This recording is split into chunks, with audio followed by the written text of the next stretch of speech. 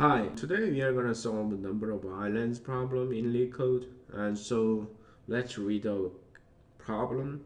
Given an n by n to the binary grid, which represents a map of character 1, which is land, and character 0, which is water, return the number of islands. And so let's see the example here. And so if you see that in this case, one is land, and then rest of them is water.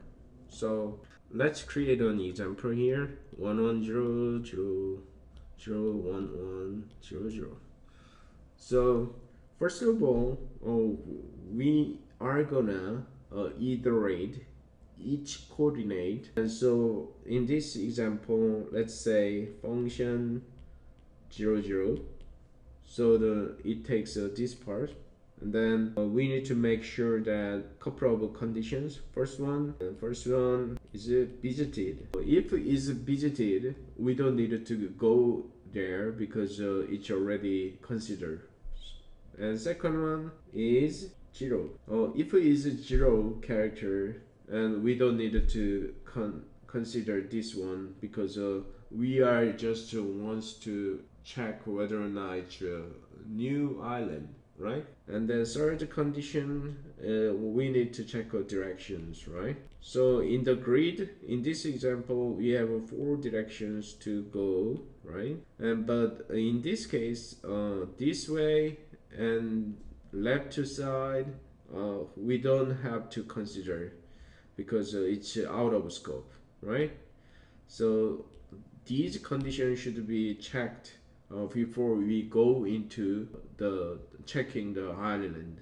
And so basically this is a DFS. We go further until we meet the end of island. So that let's think about time complexity. Basically we need to visit all coordinates in this grid, so that if we say m by n grid, it means that this time complexity should be m by n. And then how about space complexity? For the space complexity, it should be also same like this, m by n, because we are gonna use hashable dictionary to store the status of value, whether or not it's island. And so that's why we think we need space complexity n by n. So let's start coding. And first I will define the couple of variables. First of all, island, which is the number of island which we will eventually return this one as an answer. And then next one, for our convenience, define the rows. It's the number of row, and so create count, and then calls, which is a number of columns. Then I will define dictionary, are visited, string, and booleans. And so this dictionary has a string as a key and a boolean as a values. And then we are gonna create iterations. So our row index 0 to rows, and column index, and 0 to calls. And at this part, what it should do is whether this is island or water, and also this is a new island or not. And so let's check grid RC, and I want to convert this one to string 1, and it means that this coordinate value is land. So we can start whether or not this is a new land. And so to check that, so we need to check visited dictionary, and the key value C default false. And so if it's false, and it means that it's we never visit this coordinate. So we can just increase the number of count of the rand and then start DFS function RC, right? Then let's define the DFS function.